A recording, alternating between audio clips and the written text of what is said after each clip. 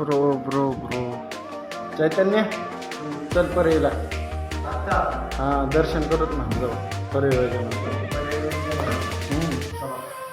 चला ऊन आहे पण गम जागा टाक ना आता दर्शन म्हणलं सगळं करा लागल ना ब्रो चला चला करावं ऑफिसला मग चल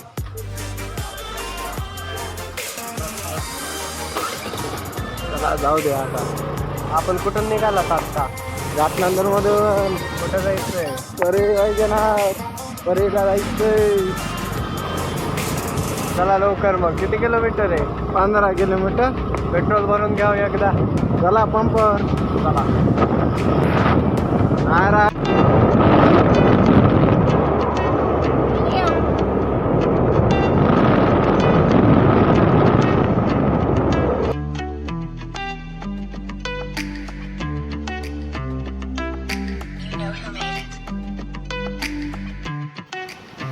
तर या ठिकाणी परळीला जात असताना आम्हाला एक सुंदर असं मंदिर दिसलं, तर आम्ही आमची गाडी वळवली या मंदिराकडे.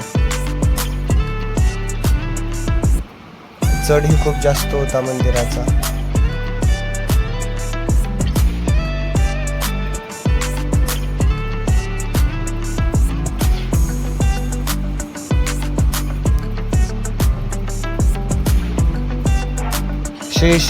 श्री अंबा आरोग्य भवानी डोंगर तुका असं या मंदिराचं नाव आहे. तर आम्हाला इथे आल्यावर असं कळालं की या मंदिरातून गर्भगृहात एक गुफा जाते. तर आम्ही निघालो त्या गुफेकडे. हा दरवाजा होता त्या गुफेचा.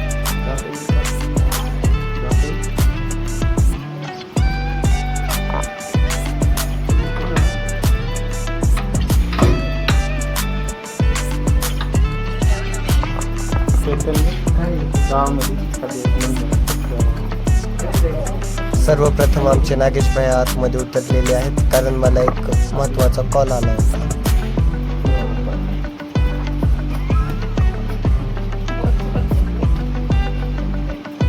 खाली उतरल्यावर खूप भारी वाटत होतं. ही रूम खाली असतानाही सुद्धा मध्ये खूप गारवा होता.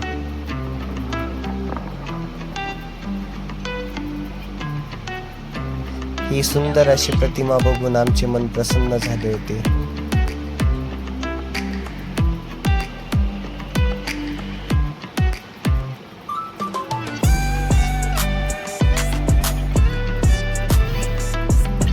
तर इथले दर्शन झाल्यानंतर आम्ही डबल वळालो परळीच्या मार्गे. तर फायनली आपण पोचलेलो आहेत परळी वैजनाथ.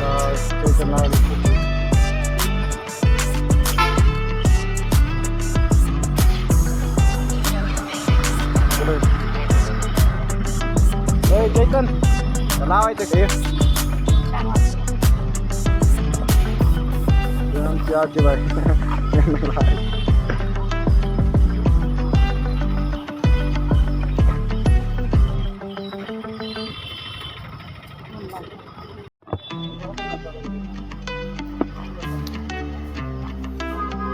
गंत लावल्याच्या नंतर आम्ही निघालो मंदिराकडे. मंदिराचे बांधकाम तर आकर्षक आहेच, तसेच हे शिवलिंग 12 ज्योतिर्लिंगांमधनं एक आहे.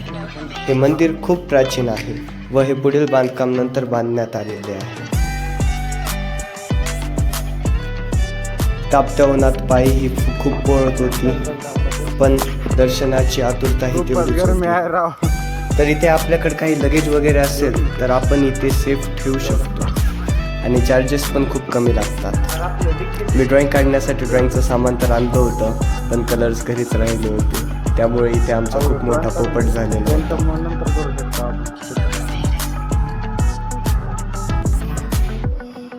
या ठिकाणी मी माझा ड्रेसअप चेंज केलेला आहे, ते म्हणजेच फोटो काढण्यासाठी.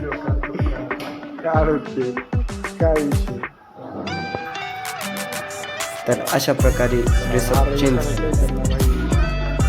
कसा दिसतोय सांगा कमेंटमध्ये.